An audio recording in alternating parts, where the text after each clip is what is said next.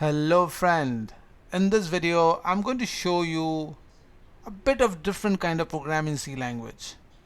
Well, this is the first video and here I'm showing you how to create your own header file. Yes, you must have seen this statement number of times, hash include std out of h. But did you wonder, can I create my own header file? And the answer is absolutely you can. And that's what I have done. Like I have created my own header file swaroop.h.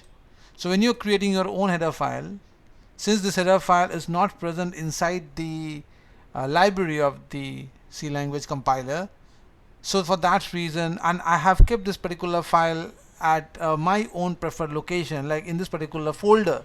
So for that reason, you have to put double quotation instead of angular bracket. So here you can see I have written the quotation open, the name of the header file I have given as Swaroop. Make sure it extension should be .h, that would imply that this is the header file, and then it will end with a quotation. So that's how you have to write your own custom header file.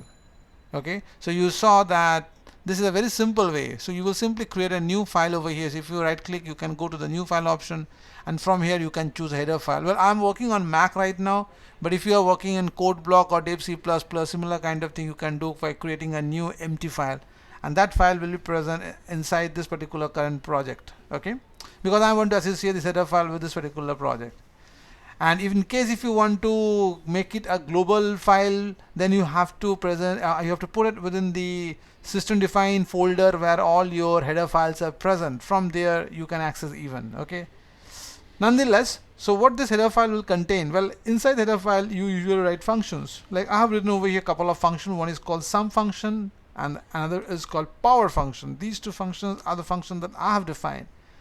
Just like the way you give a call to printf, scanf, these are all system defined functions. The same way inside the header file which you are creating, a custom header file will also contain your own function. So let me show you what this program is all about. Well, this program is going to make use of two variables. These two variables I have declared inside the main, and it will prompt you to enter two numbers. So let me run the code and let me stop the compile and let me run it over here. As you can see, it's asking me to enter two numbers to perform sum. So let's consider the first number is 4. I give a space and second number is 8. So the first number has gone to n1 and the second number has gone to n2, and the moment I will hit the enter, the sum function gets called with these two parameters been passed. So n1 goes to the variable a and n2 goes to the variable b. Well, the function name is sum, so naturally this particular function will come in picture. And here I will do the sum of these two numbers, and I'm returning. Since I'm returning the value, for that reason the return type of this function is int. So that's how this function demonstrates that it has a couple of parameters and same time it is returning a value of time integer. So for that reason there has to be someone who need to receive this incoming data. So this is the variable that will hold the data that has been performed, the calculation that has been performed. So that value will come over here, and I will see the result over here. The sum is this, right? Or else we can write in this way, although sum of this and this. Oh, that would be a good one. Sum of this and this is this. This is a much better way of representing. So the first variable is n1. So this is going to be n1, comma n2, and the result you are storing inside the add function. Add variable, right? So now it's much better way. So let me stop the program and let me run the program once again. So it is asking me to enter two number to perform the sum. So let me give a number like 22 and 55. And I hit the enter. The moment I will do that, what will happen? See, the result went to this particular sum function and it has performed the addition, and that result came inside this variable called add, and it is showing me sum of n1 is 22 because I gave 22, and then sum and n2 is 55, and the result is 77 that came after the addition of this two variables from this particular function that is present inside the header file. So you see over here inside my program, in my main the file where my main function is present, I didn't write these functions. This function actually present in the header file. Plus I have written one more function over to calculate the power.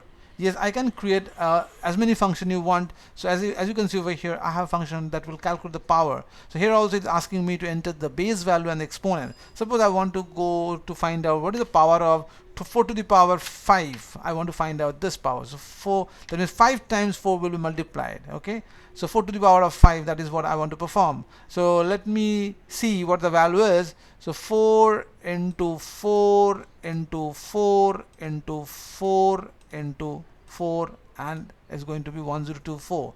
Fine. So let's see whether this value comes out 1024 or not. So I hit the enter over here, and as you can see, exactly the value 1024 is coming. And how it is coming? Because n1 goes to the variable a and n2 goes to the variable b. Remember, n1 is the base and this is the exponent.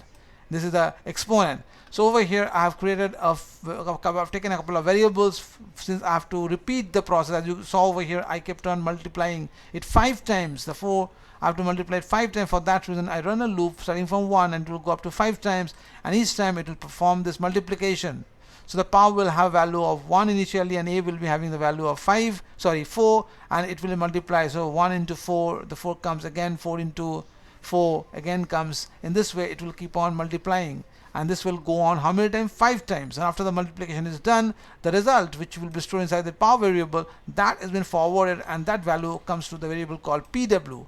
So you can see this function also taking a couple of parameters, and it has a return type, and finally the return value comes inside the variable, and there where I get to see that the this is the result. The 4 to the power of 5 is 1024, and here comes the result. Okay, so from this particular video I show you that you can simply create your own custom header file, and in fact this approach is really very good. You should create your header file, and inside the header file you add your functions and give a call to this function inside the main function.